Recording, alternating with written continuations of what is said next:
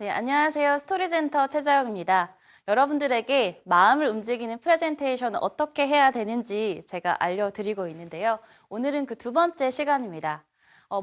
가장 먼저 이 프레젠테이션 스토리를 기획을 해야 되는데요. 정말 이 다른 사람의 마음을 움직이기 위해서 우리는 어떤 준비를 해야 되는지 그 첫 단계라고 생각하시면 됩니다. 이 기획 중에서도 가장 중요한 게 바로 전략을 짜는 건데요. 이 전략이라는 단어 많이 들어보셨죠? 하지만 정말 우리가 비즈니스 현장에서 어떤 전략으로 우리가 태도를 취해야 되는지에 대해서 좀 말씀을 드리도록 하겠습니다. 저는 어떤 언어나 어떤 현상이 가장 궁금할 때 제일 먼저 해보는 게 바로 사전을 찾아보는 겁니다. 제 습관이기도 하고요. 이 전략을 현장에서 제가 매번 짜긴 하는데 도대체 이게 어떤 언어인지 궁금해서 제가 역시나 사전을 찾아봤습니다. 네, 스토리 전략이라는 단어는 이 한자어이고요. 실제로 정말 전쟁 용어에서 탄생을 했습니다. 싸움 전에 다스릴 약자를 가지고 있고요. 이 사전적인 의미를 보면 이런 의미를 가지고 있습니다. 2개 이상의 개인 혹은 집단이 각자의 목표를 설정할 경우에 그것을 이루기 위해서 우리는 어떠한 노력을 해야 하고 이러저러한 조건을 가진 상대 집단들에게 우리는 과연 어떠한 태도를 취해야 하는가라는 질문에 대해서 각자의 사정에 맞춰서 답을 내리는 것이 전략을 수립하는 것이다 라고 사전적 정의가 나와 있습니다. 굉장히 옛날에 나온 사전적 정의이지만 지금 저희가 하고 있는 비즈니스 현장에서 하는 일이 모두 다 이 안에 담겨 있는데요. 실제로 이 프레젠테이션에서 전략을 짤 때 크게 3가지를 생각을 하셔야 되는데요. 첫 번째는 우리가 같이 할 정말 프로젝트의 목표가 무엇인지 명확하게 생각해 보는 겁니다. 그리고 두 번째는 우리의 상황에 대해서 객관적으로 이해하는 과정이 필요한데요. 우리가 과연 어떤 강점을 가지고 있고 어떤 약점을 가지고 있는지 경쟁사와 대비해서 혹은 우리의 경쟁자와 대비해서 저희가 우리의 어떤 단계를 측정을 하는 겁니다. 세 번째로는 우리가 만날 상대방이 누구인지 우리가 설득할 정말 우리에게 우리의 이야기를 전할 청자가 누구인지를 잘 아는 겁니다. 결국에 이 3가지를 통해서 우리가 가져야 되는 질문은 바로 이거인데요. 우리는 그래서 이 프레젠테이션에서 어떤 걸 가장 중요하게 강조할 것인가? 어떤 걸 제일 먼저 말할 것인가? 이런 것들에 대한 생각을 해보셔야 되고요. 우리는 과연 어떤 태도로 임할 것인가? 왜냐하면 저희의 과거 히스토리나 아니면 경쟁사에 따라서 저희가 어떤 태도를 취할지도 굉장히 달라질 수 있거든요. 우리는 정말 신뢰를 강조해보자. 우리는 그 전에 어떤 신뢰에 대해서 배신감을 느꼈던 사례가 있었어, 청중이. 그러면 우리는 무조건 신뢰로 가는 거야. 이런 전략을 저희가 세웠어요. 그러면 그 태도도 저희가 전체 프레젠테이션 장표에서 현장에서 보여지는 모든 거에서 신뢰를 보여줄 수 있어야 되거든요. 이런 것들이 바로 전략입니다. 그래서 결국에 우리는 듣는 사람들, 오늘 우리와 함께하는 이 청중들에게 과연 어떤 것을 기억시킬 것인가. 이거에 대해서 명확하게 우리가 목표를 수립하고 우리만의 전략을 짜는 거다라고 생각하시면 될 것 같습니다.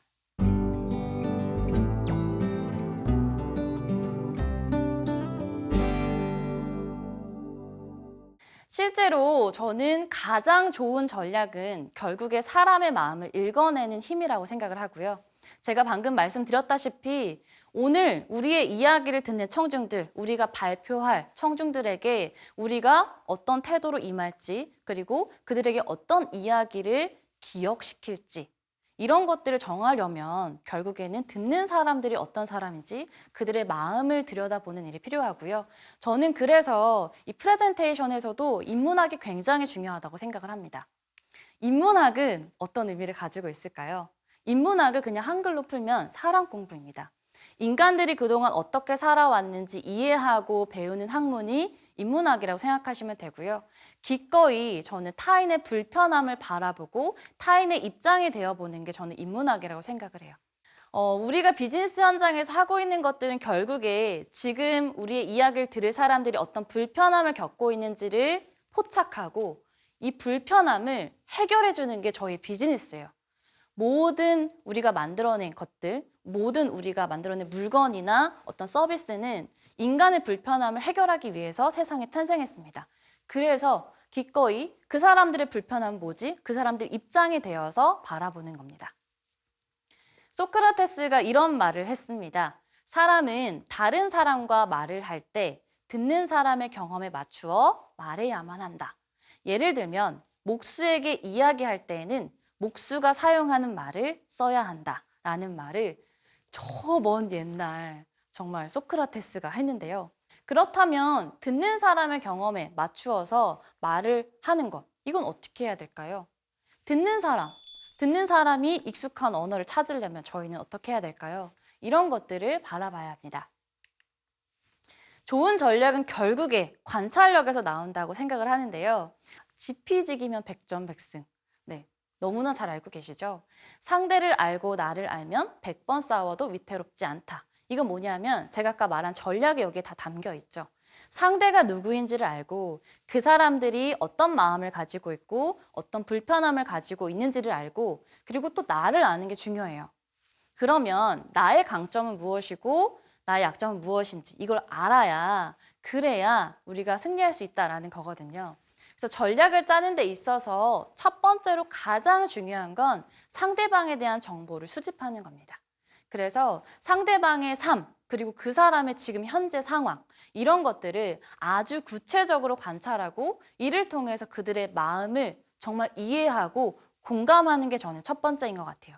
그래서 저희가 주는 어떤 비즈니스적인 솔루션 혹은 여러분들이 면접에서 정말 면접관은 어떤 이야기를 듣고 싶을까? 이걸 생각하는 것도 중요하겠지만 여러분들이 그 사람의 입장에 되어보고 그 사람의 마음에 공감해보고 그럼 저 사람은 어떤 후배를 뽑고 싶을까? 어떤 후배와 함께하고 싶을까? 이런 것들을 계속해서 관찰하는 마음이 있어야 여러분들이 누군가를 설득할 수 있는 나만의 이야기를 단단하게 만들 수 있습니다.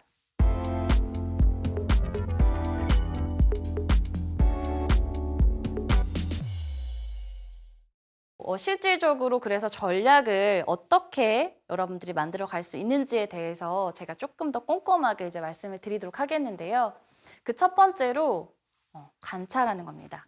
자세하게 관찰할수록 여러분들의 그 어떤 콘텐츠, 내용의 디테일이 마구마구 살아납니다. 이 관찰하는 방법은 다양하게 있는데요. 실제로 현장을 방문하는 것도 있고 인터뷰를 해보는 것도 있고 자료를 정말 디깅해 보는 것도 있습니다. 하나하나 제가 현장에서 어떻게 하고 있는지 좀 말씀을 드리도록 하겠습니다.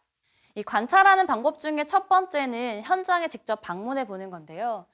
제가 아무래도 9년 차 동안 다양한 현장에 이제 가서 실제로 프레젠테이션 하다 보니까 정말 많은 고객사를 방문했던 것 같아요. 그래서 진짜 재밌었던 게 제가 한 번은 그 중부 고속도로를 쭉 이렇게 차를 타고 오는데 저기도 가서 PT했네. 저기도 가서 PT했네. 정말 그 중부 고속도로에 보이는 기업은 제가 다 가서 거의 프레젠테이션을 했더라고요. 와, 그래서 어떤 업체는 사실 제가 3년 전에 가서 PT를 했어도 다시 가도 저를 기억해 주시는 분들도 있거든요. 우리가 설득할 사람들, 우리가 설득할 청중들, 그 사람들은 어떤 일상을 만들어 가고 있을까? 하루 종일 곁에서 그저 지켜보는 겁니다. 그래서 고객의 일상 속에서 그대로 우리가 스며드는 일이라고 생각하시면 됩니다. 그래서 그런 동선에서 어떤 불편함은 없을까? 이런 것들에 어떤 그 사람들이 포착하지 못했던 불편함이나 문제점을 저희가 먼저 포착을 해야 전문가로서 포지셔닝이 가능한 겁니다. 고객의 동선을 꼼꼼하게 살펴보고요. 그 사람들은 어떤 것들을 좋아하는지 그 사람들의 취향을 살펴보는 겁니다. 평소에는 어떤 언어를 쓸까? 그럼 저희가 그런 언어를 실제 프레젠테이션 안에서 쓰는 겁니다. 그러면 저 사람들이 우리를 정말 많이 알고 있네? 저 사람들이 우리한테 정말 많은 관심을 가지고 있네? 이런 것들을 느끼면서 이런 것들이 하나하나 디테일하게 쌓이면서 듣는 사람이 감동을 하게 되는 겁니다. 그래서 현재 어떤 불편함을 겪고 있는지 그들의 입장에서 구체적으로 들어보는 거고요. 이게 정말 좋은 콘텐츠가 될 수 있어요. 예를 들어서 그 사람이 우리의 심사위원이다. 우리의 어떤 이야기를 들을 심사위원으로 들어올 수도 있잖아요. 몰랐는데 우리가 인터뷰했던 사람이 심사위원으로 들어오네? 그러면 그 사람이 실제 했던 이야기를 저희가 따옴표를 사용해서 인용을 할 수도 있겠죠. 그러면 앉아있는 청중은 어떨까요? 와, 내가 했던 얘기인데 저 장표에 들어가 있네? 이러고 이제 감동을 하게 되는 거예요. 그래서 그런 식으로 여러분들이 어떤 심사위원이 들어온지 모르겠지만 현장에 있는 사람들의 이야기를 정말 많이 수집하는 게 굉장히 중요합니다. 그리고 세 번째는 이것도 저것도 정말 힘들다. 현장에 방문할 수도 없어. 너무 멀리 있어. 제가 아까 말했던 것처럼 뭐 충주에 있어. 지금 난 서울에 있는데. 근데 프로젝트 기간은 얼마 안 남았네? 그럼 갈 수 없을 수도 있잖아요. 그렇죠? 그리고 인터뷰 안 만나죠. 그래서 실제로 방문이 불가한 경우에 다양한 방법으로 자료를 서칭해 볼 수가 있는데요. 가장 기본적으로 여러분들이 하셔야 되는 건 그 고객사의 홈페이지를 방문하는 겁니다. 여러분들이 면접을 준비한다고 해도 똑같아요. 네, 여러분들이 그 면접을 할 당연히 그 회사는 어떤 언어를 쓰고 있을까? 그 회사가 가장 중요하게 생각하는 가치. 그러면 이 회사는 이런 것들을 중요하게 생각하는구나. 그리고 또 거기에 보면 CEO 인사말이라고 분명히 있을 거예요. 그럼 그 CEO 인사말에 가서 이 회사의 대표는 어떤 마음가짐으로 어떤 것들을 가장 중요하게 생각할까? 이런 것들을 보고 여러분들이 실제 면접에 참여하는 겁니다. 그리고 정말 열심히 찾아봐야 되는 건 관련 기사입니다. 이 홈페이지에는 공식적인 자료만 보통 나와 있다 보니까 정말 그들이 어떤 노력을 하고 있는지, 지금 일상에서 어떤 것들을 열심히 하고 있는지, 마음을 쓰고 있는지 이런 것들은 홈페이지에서 보긴 참 힘들어요. 그래서 여러분들이 관련 기사를 통해서 실질적으로 그들이 요즘에 마음을 쏟고 있는 일, 관심 있는 일이 어떤 건지를 찾아보는 겁니다. 그리고 이제 CEO 인터뷰에 대해서 찾아봐도 좋은데요. 최종 면접에서는 보통 대표자가 들어오는 경우가 많이 있어요. 그래서 최종 결정권자라고 할 수 있는 저희가 키맨이라고 하죠. 키를 쥐고 있는 사람. 그 사람을 설득하기 위해서 저희가 그 CEO가 중요하게 생각하는 언어에 대해서도 많이 수집을 하고 있습니다. 이런 언어를 수집하는 것 자체가 그들의 일상으로 들어가서 그들의 언어로 이야기하는 일이라고 생각하시면 됩니다.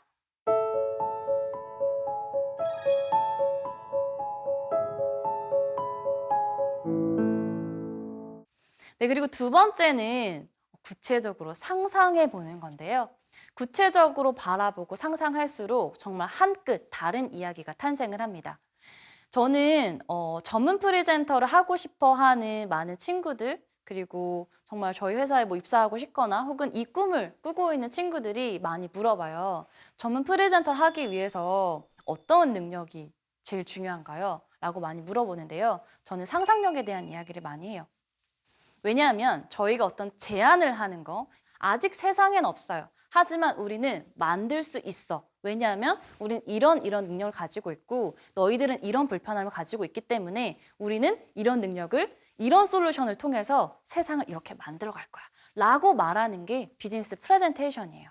그래서 구체적으로 실질적으로 우리가 구현할 어떤 서비스나 어떤 세상에 대해서 상상하는 게 굉장히 중요하고요. 그래서 실질적으로 무대 위에서 여러분들이 말을 할 때에는 상상력을 가지고 그 현장이 우리가 제안하는 어떤 비즈니스의 그 현장이 어떻게 구현될지를 굉장히 구체적으로 여러분들이 머릿속으로 계속해서 시뮬레이션 돌려보는 게 중요하고요. 이걸 하려면 또 뭐가 있어야 될까요? 공감 능력이 필요하겠죠. 지금 있는 사람들의 어떤 불편함을 공감하고 그러면 우리가 이렇게 바꿔줄게요. 라고 현장에서 말할 수 있어야 합니다. 그리고 세 번째는 이제 상대방의 상황을 알고 나의 상황을 알아야 날선 이야기가 탄생한다라는 건데요. 제가 아까 계속 말했던 것처럼 상대방에 대한 이야기도 물론 중요하지만 우리에 대해서 다시 한번 바라보는 게 필요합니다. 이런 이야기 해도 되나요? 라고 다 물어보세요. 너무너무 좋은 이야기인데 이런 이야기 해도 되나요? 항상 물어보세요. 너무너무 좋거든요. 근데 늘 많은 사람들은 자기 자신에게 가장 냉철한 것 같아요. 나에게 가장 냉혹한 시선으로 평가를 하는 것 같아요. 그래서 우리가 나를 바라볼 때에도 사실은 너무나 당연하게 하고 있는 거지만 이게 굉장히 포인트가 되고 타인은 할 수 없는 강점일 수가 있거든요. 그런 강점을 여러분들이 스스로 찾아주는 게 정말 중요합니다. 그래서 여러분들이 뭐 면접을 볼 때에도 그리고 저희가 어떤 회사에 가서 비즈니스 프레젠테이션 할 때에도 우리가 하고 있는 것들을 다시 한번 쭉 펼쳐놓고 바라보는 시간이 필요해요. 그래서 우리의 강점이 무엇인지를 다시 한번 바라보신 시간을 가지시길 바라고요. 그리고 이걸 통해서 상대방은 뭘 듣고 싶어 할까요? 새로운 시선. 우리가 그동안 생각해보지 못했던 정말 전문가의 입장에서 제안해주는 혹은 다른 사람, 다른 영감을 줄 수 있는 어떤 새로운 시선이 궁금한 거예요. 그래서 여러분들만의 시선이 어떤 건지를 잘 다듬어 나가시길 바랍니다. 니체가 이런 말을 했습니다. 모든 것의 시작은 위험하다. 그러나 무엇을 막론하고 시작하지 않으면 아무것도 시작되지 않는다. 시작하기를 주저하시는 분들이 굉장히 많으시다는 걸 저도 알고 있어요. 저 역시 그렇고요. 새로운 걸 시작할 때마다 제가 보는 문장입니다. 시작은 위험하지만 내가 시작하지 않으면 아무것도 시작되지 않습니다. 그래서 여러분들만의 다양한 변화된 이야기들, 오늘부터 나 스스로를 조금 더 다정한 시선으로 바라봐주고, 그리고 우리의 이야기를 들을 상대방들을 새로운 시선으로 바라보시면 좋을 것 같습니다. 지금까지 경청해 주셔서 감사합니다.